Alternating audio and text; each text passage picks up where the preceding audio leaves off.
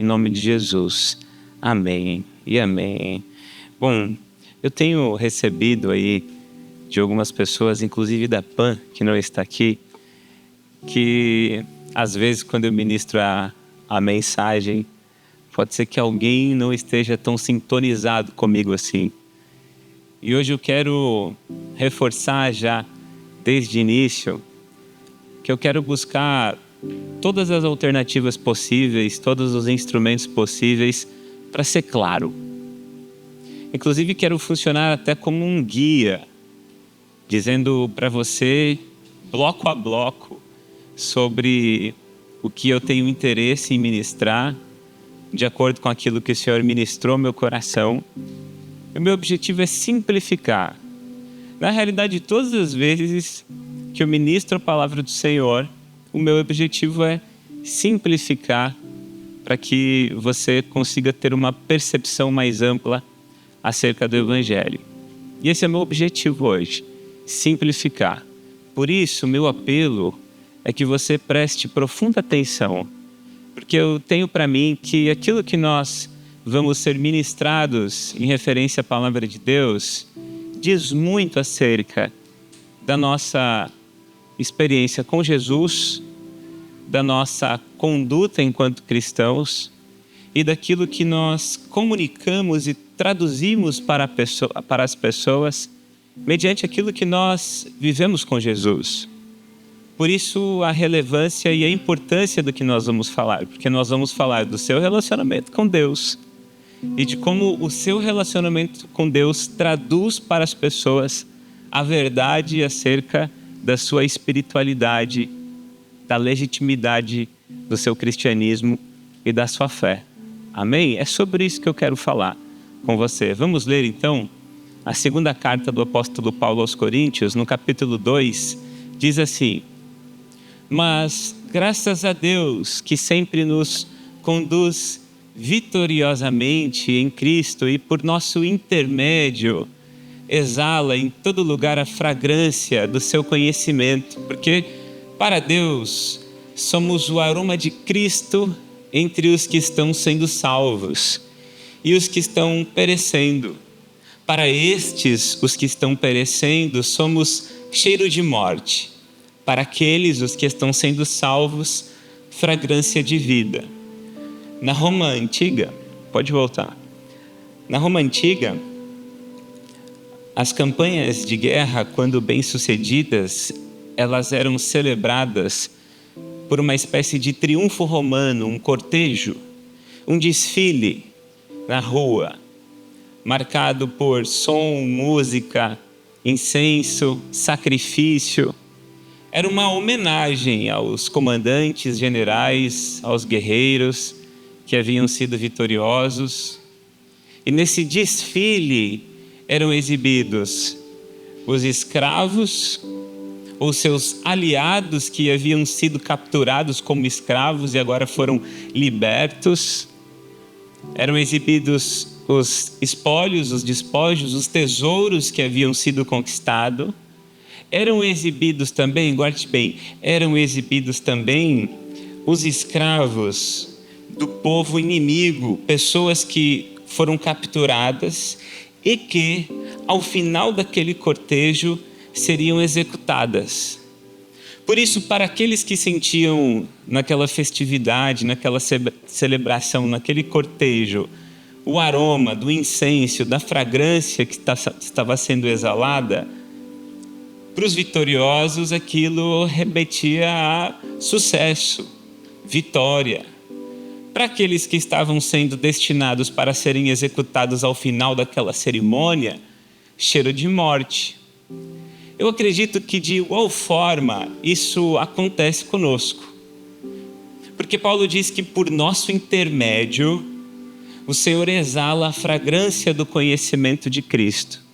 Logo, para aquele sujeito, por exemplo, que um dia foi escravo do pecado, um dia foi escravo da promiscuidade, da prostituição, escravo da droga, escravo do pecado, escravo do mundo, e se converteu ao Senhor, e hoje está livre do pecado, não é mais um escravo, mas um livre do Senhor, para nós, os que estão sendo salvos, isso é motivo de celebração, isso é motivo de alegria, porque percebemos e contemplamos o poder transformador do Evangelho. No entanto, guarde bem, para os que estão perecendo, a conduta daqueles que estão sendo salvos incomoda, porque denuncia o pecado. Já passaram por essa experiência de perceber alguém ou até você mesmo enfrentando um processo de conversão, de transformação genuíno, obra salvífica, poderosa de transformação do Espírito Santo, e isso vai incomodando seus antigos amigos? Olha aí o fanático, agora virou crente. Por isso, a vida de um seguidor de Jesus, ela não passa indiferente às pessoas. Ou as pessoas celebram aquilo que Deus está fazendo nas nossas vidas, ou as pessoas, no mínimo, se incomodam, porque a nossa conduta denuncia que elas estão sendo destinadas para a condenação de um Deus que é juiz e que condena. Seguindo essa mesma lógica, no próximo capítulo, o apóstolo Paulo começa a utilizar outra figura de linguagem emprestada. Ele começa a dizer: mas vocês mesmos são a nossa carta, escrita em nosso coração, conhecida e lida por todos. Vocês demonstram que são uma carta de Cristo. Resultado, eu gosto desse termo resultado, como os atos que nós temos por meio, como consequência da ação do Espírito Santo. Então vocês são uma carta resultado do contato do Espírito Santo nas suas vidas, resultado do nosso ministério, escrita não com tinta, mas com o Espírito do Deus vivo, não em tábuas de pedra, mas em tábuas de corações humanos. Nesse momento é interessante que o apóstolo Paulo, mais uma vez, reforçando a ideia de que nós traduzimos e comunicamos algo às pessoas, ele faz uma referência a profetas importantes do Antigo Testamento, como por exemplo Jeremias e Ezequiel, onde o Senhor diz para eles: agora eu vou escrever a minha lei no interior deles, vou tirar um coração de pedra, vou dar um coração humano. E o mais interessante disso tudo, nesse aspecto, é que quando nós começamos a comparar, então, isso que o apóstolo Paulo está fazendo, de dizer, vocês são algo escrito pelo Espírito Santo, em comparação com as pedras que foram escritas pelo dedo de Deus, por intermédio de Moisés, quando nós paramos para avaliar o que aquelas pedras representavam, guarde bem, o que as pedras, os 10 mandamentos, as 2 pedras lavradas por Moisés, na presença do Senhor, onde ali nós temos 10 mandamentos, o símbolo, onde Deus escreve, expressa exatamente aquilo que Ele quer que faça, aquilo que Ele não quer que faça, aquilo que o aborrece, aquilo que o agrada. Utilizando a mesma lógica, nós somos agora uma espécie de símbolo, onde as pessoas deveriam olhar para nós e entender: olha, eu olho para a vida desse sujeito, eu olho para a vida dessa mulher, e ela expressa o símbolo de uma segunda aliança, e quando eu olho para ela, eu sei o que agrada o Senhor e eu sei o que não agrada o Senhor. Ela traduz para mim a vida deste homem ou a vida desta mulher, ela traduz para mim aquilo que agrada ao Senhor ou aquilo que desagrada ao Senhor. E tendo isso em mente, o apóstolo Paulo começa a cavar em algumas camadas mais profundas. Veja, ele começa a dizer: o ministério que trouxe a morte foi gravado com letras em pedras, mas esse ministério veio com tal glória que os israelitas não podiam fixar os olhos na face de Moisés. Ele está dizendo que nós precisamos ser exibidos como espólios, como escravos libertos, como cartas. E ele faz uma referência dizendo: olha, Moisés tinha glória, mas as pessoas não conseguiam contemplar a glória no rosto de Moisés. E ele segue dizendo: por causa do resplendor do seu rosto, ainda que desvanecente. Moisés era uma espécie de intermediador.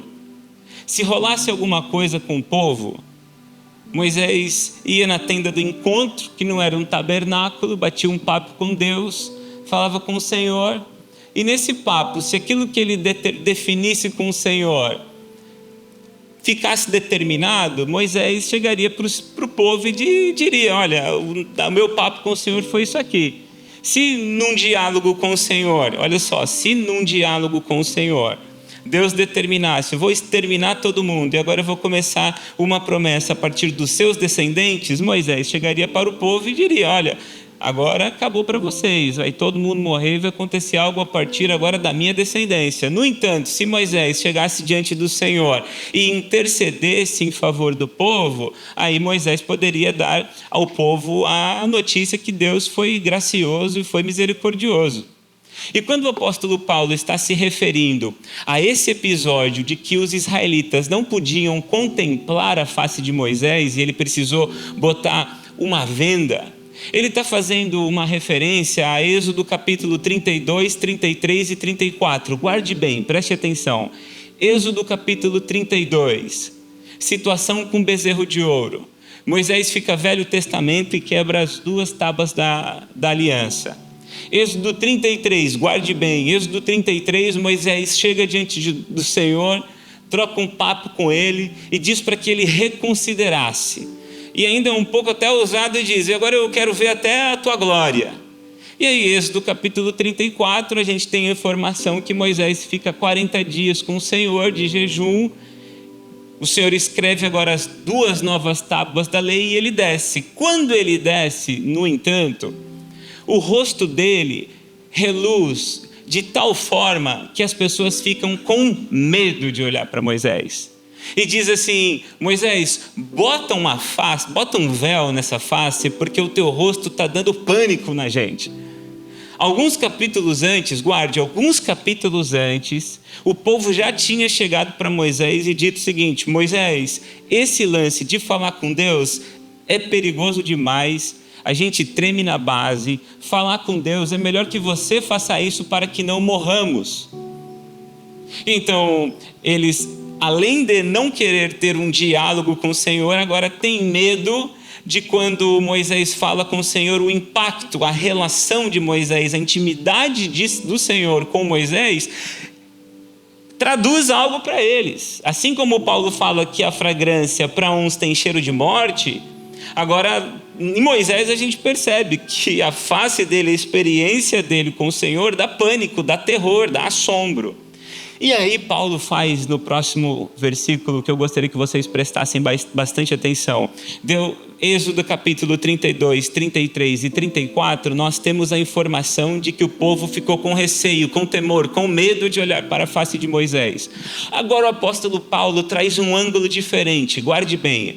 Olha o que o apóstolo Paulo faz agora no próximo capítulo. Ele diz assim: e se o que estava se desvanecendo, desaparecendo, se manifestou com glória, quanto maior será a glória do que permanece. Ele vai trabalhando um paralelo para mostrar a supremacia da graça em relação à antiga aliança. E na sequência ele diz: portanto, visto que temos tal esperança, mostramos muito mais confiança. E ele diz: não somos como Moisés, que colocava um véu sobre a face para que os israelitas não contemplassem o resplendor que se desvanecia. Em Êxodo capítulo 34, nós temos a informação de que ele bota um véu na face para que as pessoas não contemplassem a glória do ministério, da relação que ele teve com o Senhor. Paulo diz, ele colocava, mas para mostrar que às vezes a glória ia desaparecendo. E sabe o que eu entendo? Que às vezes a gente está com a face com a face coberta. Às vezes esse estar com a face coberta é estar despercebido. Se o apóstolo Paulo está dizendo que a nossa conduta, a nossa presença precisa denunciar algo e por isso precisamos estar expostos, Paulo está dizendo que em algum momento o véu é colocado para esconder que não tem glória, ou que viveu de glórias passadas. Como diz Apocalipse, por exemplo, retorna o seu primeiro amor. Porque talvez um dia você foi muito fervoroso. Talvez um dia você teve uma experiência com o Senhor que te marcou durante muito tempo e você vive talvez até hoje degustando de algo que aconteceu lá atrás. E aí você está com essa face coberta, não se expondo, não se exibindo, onde as pessoas passam indiferentes a você, e às vezes não é nem porque você está vivendo de glórias passadas, mas porque você não tem mais glória nenhuma para mostrar. A sua presença não denuncia mais a conduta de ninguém. Com você ou sem você, as pessoas não ficam constrangidas pelo pecado. A sua presença não denuncia o pecado delas. Você tem os seus amigos, o teu círculo de amigos, e na realidade você percebe que você é tão mundo quanto eles. Você cheira igual a eles. Não há diferença nenhuma quando alguém olha para você, que deveria exalar fragrância de vida. Não há diferença nenhuma. As pessoas olham para vocês e não significa nada, não representa nada. Porque você é muito parecido com o mundo. Não há diferença nenhuma. Olhar para você e talvez não conseguir distinguir se esse sujeito é um discípulo de Jesus, com a marca da promessa, ou se esse indivíduo ainda não recebeu o dom da transformação, da salvação, não é possível perceber. Porque você tem jeito de mundo, cara de mundo, cheiro de mundo, comportamento de mundo. E as pessoas ficam ok com a sua presença, não muda nada. Sabe que essa palavra mundo, durante muito tempo, ela me incomodou. Porque eu fui criado dentro de um ambiente muito rígido. Minha mãe e meu pai sempre foram muito rígidos, num bom sentido. Então, muitas coisas que eu fazia, ou melhor, que eu não fazia, a justificativa para que eu não fizesse é porque era do mundo. Então, a depender do amigo que eu tivesse, minha mãe falava, você não pode continuar tendo amizade com esse amigo, porque esse amigo é um amigo do mundo. Então você não pode escutar esta música, porque esta música é uma música do mundo. Você não pode frequentar tal lugar, porque esse lugar é um lugar do mundo. E eu, na minha adolescência, então, se você falasse mundo, era um tipo de palavra que me irritava muito. E no meu amadurecimento cristão, eu comecei a tentar perceber, ou articular, argumentar, de que talvez as coisas não fossem tão binárias, assim, ambivalentes, do tipo é um ou é outro. Comecei a pensar dessa forma, encontrar uma alternativa e de dizer, poxa, talvez nem tudo que não é do mundo é do diabo, e talvez nem tudo que não é do diabo seja necessariamente do diabo, pode ser, sei lá, de uma terceira via. E com esse pensamento de talvez entender e enxergar uma terceira via, eu entrei num processo de falta de clareza sobre o que de fato é ou não é o mundo. Mas a grande beleza disso tudo é que o texto sagrado não deixa dupla interpretação para ensinar para mim e para você o que é o mundo. E que é mais do que a criação, é mais do que o cosmos, é mais do que um local onde a gente habita, é muito mais do que isso. E agora, nesse momento, eu gostaria de separar aqui alguns versículos de João, especialmente falando de João, na carta ao João e no Evangelho de João, reproduzindo algumas palavras do próprio Jesus, para a gente ter um entendimento um pouquinho mais profundo do que é o mundo, para a gente talvez refletir acerca do nosso comportamento, se o nosso comportamento então é um comportamento do mundo, ou se o nosso comportamento é o comportamento de uma carta lida que precisaria ser conhecida por todos e revelar Jesus às pessoas. Até aqui vocês entenderam? Eu não estou sendo confuso, porque eu preciso muito que vocês entendam isso. Que ou você é do mundo ou você é de Jesus. Amém, amém, é forte. Tá? Então eu vou trazer agora, de uma maneira bem simples, alguns versículos para a gente prestar atenção. Olha só o que João diz: pois tudo o que há no mundo, a cobiça, o desejo da carne, a cobiça dos olhos e a ostentação dos bens, não provém do Pai, não tem origem em Deus, mas do mundo. O mundo é a matriz, a origem dos nossos desejos.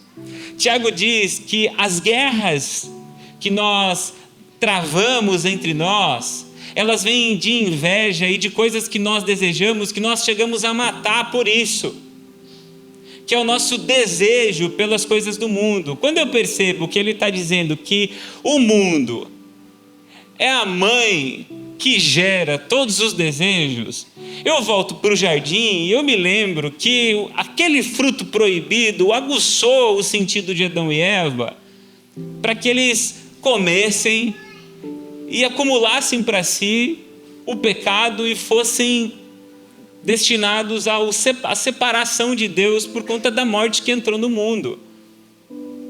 Portanto, o mundo é, em certa medida, o próprio fruto proibido, onde o próprio diabo utiliza isso como um instrumento para poder aguçar em você todo tipo de desejo esse que te leva a querer aquilo que Deus não quer, porque não provém de Deus e provém do mundo. O que tem no mundo, então? Todo tipo de desejo pecaminoso, tudo aquilo que você quer e que não tem de forma alguma associação direta com o Senhor, com a bondade do Senhor, com o Espírito, com o amor, provém do mundo. É quase que uma antítese, é quase que o oposto.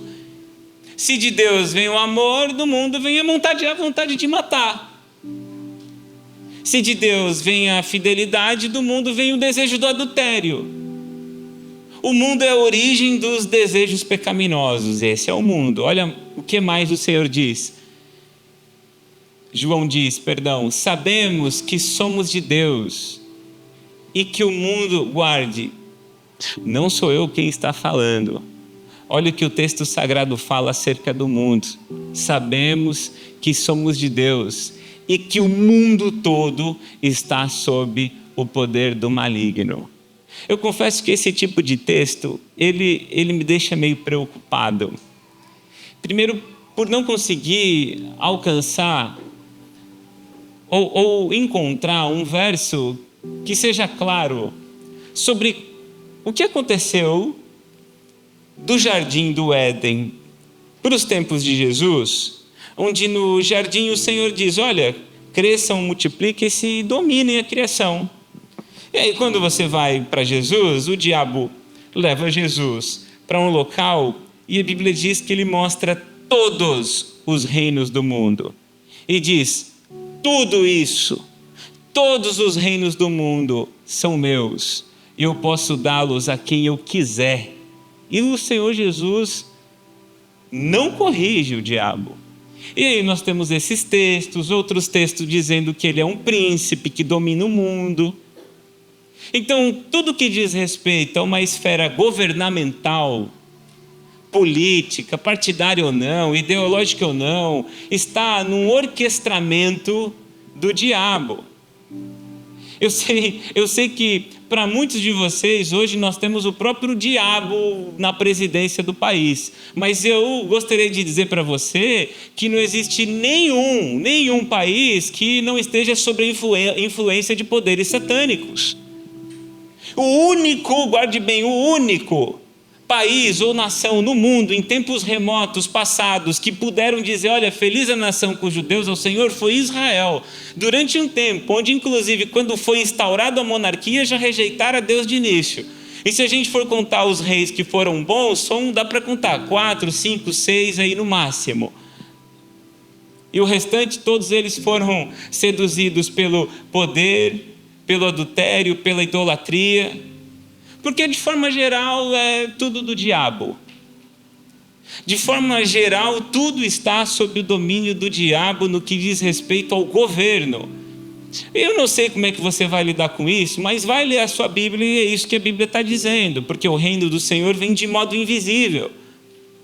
E aí tem mais, aí você fala, meu Deus, mas o que eu vou fazer nesse mundo então? Onde eu nasci, onde eu trabalho, onde eu tenho os meus amigos, onde as coisas que eu faço durante o meu dia dá sentido, a minha faculdade que dá sentido à minha rotina, aos meus filhos. O que eu faço então nesse mundo que eu habito? Aí o Senhor diz para você, diz assim, olha, se vocês pertencessem ao mundo, Ele os amaria como se fossem dele, todavia vocês não são do mundo, mas eu os escolhi, tirando-os do mundo, por isso o mundo os odeia.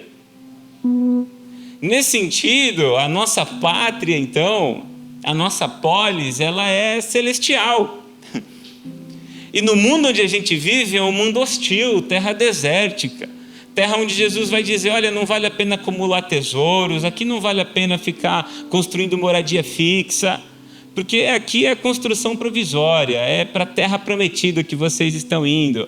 E no deserto é lugar de hostilidade, de perigo, porque a qualquer momento você está vulnerável e você pode ser atacado. Então, se o mundo olha para você e não te tem como inimigo, significa que talvez você pertença demais a esse mundo. Porque o papel do crente, ou a conduta do crente, revela para as pessoas que nós fazemos parte de um outro sistema de governo. Estou ouvindo pouco amém. Que nós fazemos parte de um outro tipo de sistema de governo, de uma outra lógica, de uma outra realidade, de um rei que domina e vai dominar para sempre, mas que por enquanto nós estamos aguardando ansiosamente e com grandes expectativas até que esse dia aconteça, até que o fim dos tempos então de fato aconteça e nós sejamos levados para viver plenamente num reino, numa terra que foi restaurada. Até que esse dia aconteça, meu querido, você não pertence a este lugar, diz a palavra de Deus. E para mim o mais preocupante de todos, e eu separei 2, é quando nós percebemos que o mundo é uma espécie de amante nosso. Diz João, não ameis o mundo, nem o que no mundo há. Se alguém ama o mundo, o amor do Pai não está nele. Adúlteros, vocês não sabem que a amizade com o mundo é inimizade com Deus? Quem quer ser amigo do mundo faz-se inimigo de Deus. A gente é muito mais amigo do mundo, se parece muito mais com o mundo. Temos muito mais empatia com o mundo. As coisas do mundo dão muito mais prazer para a gente do que as coisas de Deus. A gente dorme, quando a gente coloca a nossa cabeça no travesseiro, a gente só está com o mundo na cabeça. Só está com o mundo. A gente dorme com o mundo, a gente almoça com o mundo, janta com o mundo e dorme com o mundo. Pensando o tempo inteiro, inclusive, como ter destaque no mundo. E, inclusive, quando você deita à noite, se você tiver um tempinho, você vai perceber que tem um romance obsessivo, talvez com as coisas que o mundo te mostra através do teu Instagram, talvez com série. Aí você vai perceber que você tem muito mais tempo de qualidade com o mundo do que tempo de qualidade com o Senhor. Porque se a gente ama, a gente quer estar junto. Se a gente ama, a gente quer estar perto. E a gente, poxa, Tiago, será que eu amo o mundo? É só começar a pensar quanto tempo você consegue ficar vendo um filme, ou 2, ou uma série. Quanto tempo você tem prazer com as coisas do Senhor? É simples. Salmos capítulo 1 fala sobre a roda dos escarnecedores. Qual é a roda que te dá mais prazer? A roda que fala sobre imoralidade, a roda que fala sobre assuntos impertinentes para um cristão, a roda que fala sobre tudo aquilo que desagrada o Senhor e fere de morte todos os princípios que são do reino de Deus, a roda que só fala de dinheiro, a roda que só fala de sexo, a roda que só fala de adultério. Qual roda que você sente prazer? Qual roda? Qual é o tipo de amizade? Onde é que você sente prazer de fato? Qual é o lugar onde você senta que você fala assim, hoje eu tenho um tempo livre, eu vou ligar para quem? Eu vou ligar por um irmão em Cristo, que sente a fragrância da transformação, e nós juntos celebramos aquilo que o Senhor está fazendo na nossa vida, ou eu vou gastar tempo e horas com aquele sujeito que é mundo e não vai contribuir nada para mim, nem tampouco eu. Se ainda a minha vida servisse de alguma coisa para trazer algum tipo de impacto, não. Você é mais contaminado do que influencia. Você talvez tenha muito mais ânimo, intenção, se sente muito mais interessado em investir em qualquer coisa, financeiramente falando, seja uma refeição depois do culto, do que ofertar no reino de Deus. Às vezes a gente sai do culto, o que a gente gasta no final do culto com o lanche é uma vergonha, porque não é o mesmo valor que a gente oferta na igreja. Porque a gente prefere investir no mundo. A gente não quer ofertar no reino de Deus.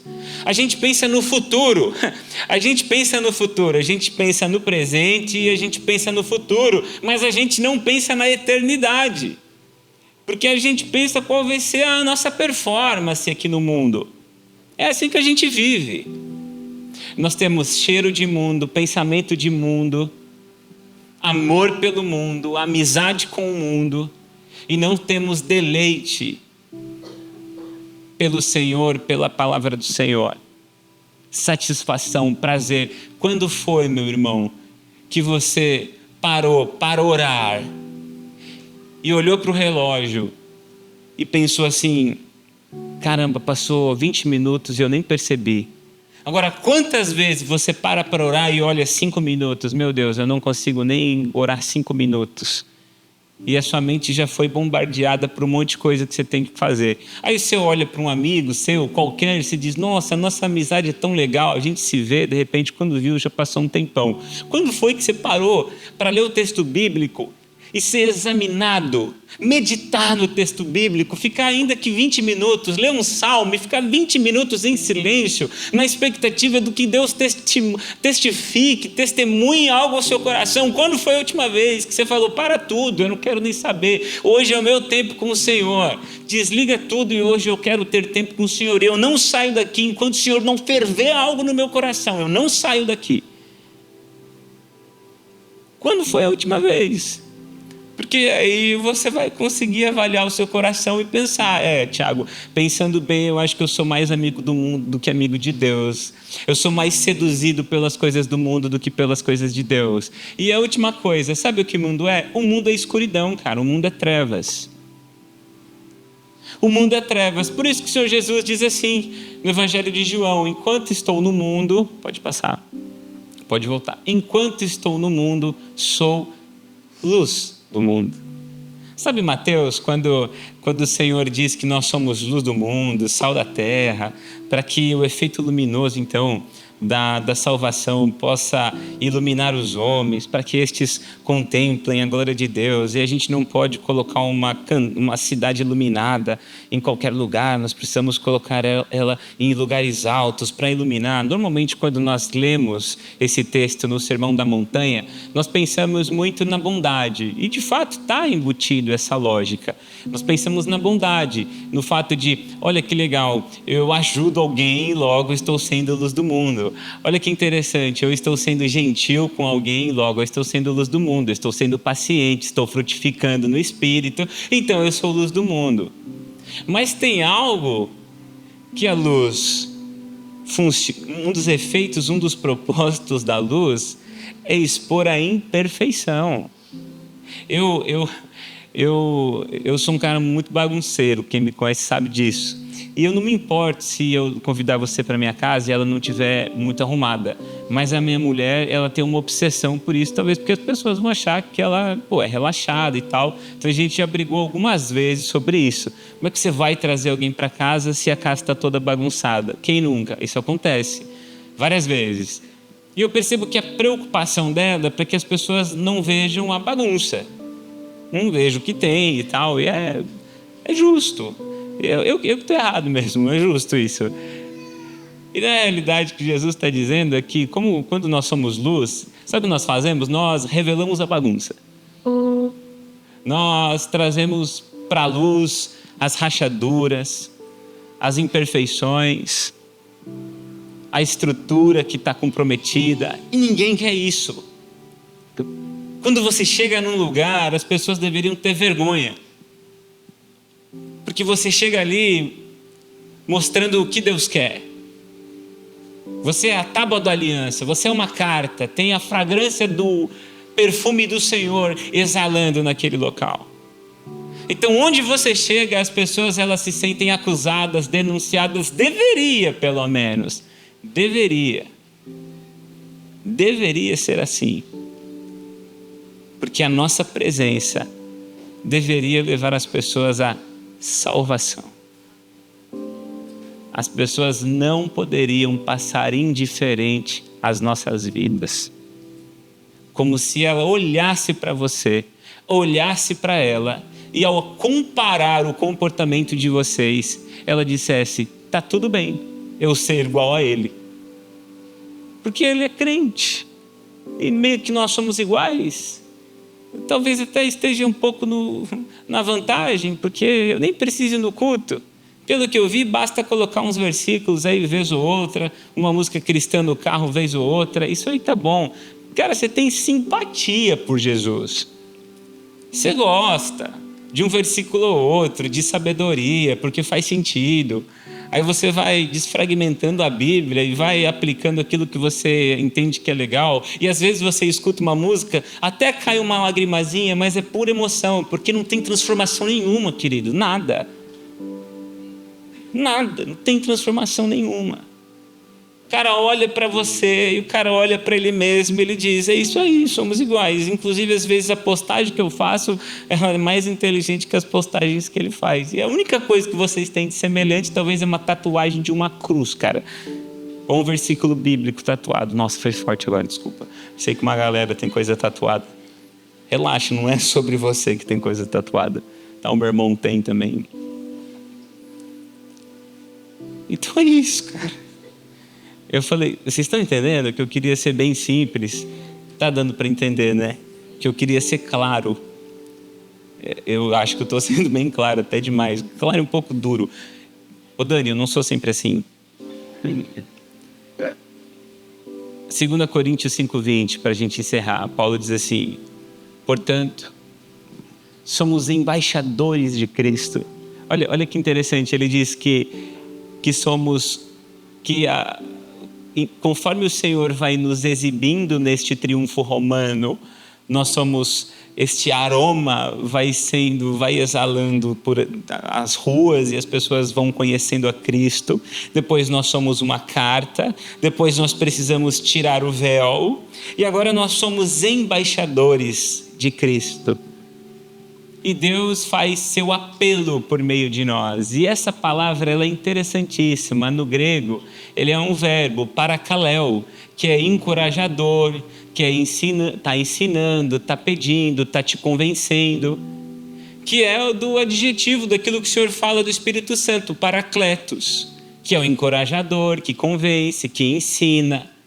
Ele está dizendo, então, portanto, somos embaixadores de Cristo e Deus faz seu apelo por meio do Espírito Santo, através das nossas vidas. E ele diz, então, por amor a Cristo, suplicamos. E aqui ele coloca uma carga, uma intensidade emocional. Suplicamos, eu imploro para vocês, reconciliem-se com Deus. Paulo quer trazer clareza para a coisa. Por isso suplicamos, reconciliem-se com Deus. Nós temos relativizado o pecado. E Paulo diz no capítulo 4 que se os nossos olhos, se a nossa face estiver encoberta, é para os que estão perecendo é que está encoberta. Porque o Deus desta era cegou o entendimento deles, para que eles não pudessem conhecer a verdade, absorver a verdade. E às vezes nós somos os principais responsáveis, porque torcemos a verdade. As pessoas deveriam olhar para nós e ter claramente aquilo que eu posso e aquilo que eu não posso. Às vezes a gente transita entre os ambientes com uma facilidade assustadora. Aqui é ambiente santo, sagrado, onde a igreja se reúne, é local de sobrenaturalidade. Mas daqui, de repente, a gente sai e a gente está no local que talvez a gente possa definir como profano. E a gente sai de lá e sai para cá e vem para lá e vem para cá. E isso confunde as pessoas, porque o Deus desta era cegou o entendimento destas pessoas. Por isso, clareza, firmeza. Tem que ter conduta. E nada mais claro que quando você vai ler o Evangelho de Jesus, nada mais claro do que perceber que Jesus diz o seguinte: gente, tem diabo. Jesus conta a parábola do joio e do trigo, e é uma parábola que ele faz questão de explicar, porque ele está fazendo uma boa teologia da salvação, e ele não quer deixar duplas interpretações. Ele diz, olha só, tem o trigo, não é o trigo? Então, esse foi plantado por mim, foi jogado a semente por mim. Tem o joio, não tem o joio? Pois é, os joios são os filhos do diabo. E no final desta era, joio vai para o inferno, vai ser queimado, vai ser para um lugar onde tem choro e ranger de dentes, e o justo vai para a vida eterna. João capítulo 3, 16, todo mundo ama, porque Deus amou o mundo de tal maneira, que delícia esse versículo inspirador. Mas lê o final do capítulo 3, ele diz, olha, para aqueles que creem em Jesus, esses terão a vida eterna, aqueles que não creem não terão. Mas a ira de Deus permanece sobre eles.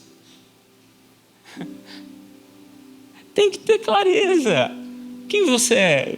João é mais radical quando ele diz que quem peca é filho do diabo. Vai ler a Bíblia, cara, não sou eu. Às vezes a gente vai fatiando, vai contando só algumas partes do Evangelho para cativar. Mas não, o Evangelho é um horror, cara. É assustador, é assombroso.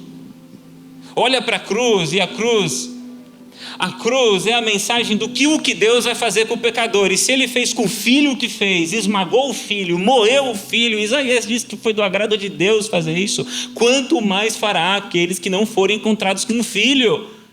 Portanto, a sua vida, aquilo que você comunica e traduz às pessoas deveriam ser: eu tenho temor, eu tenho responsabilidade, eu faço isso e eu deixo de fazer aquilo para honrar o Senhor. E eu espero que você, ao observar a minha vida, testifique e se convença de que Deus pode fazer o que Ele fez na minha vida, na sua vida. E vamos todo mundo orar e se converter. E vamos aplaudir ao Senhor por isso.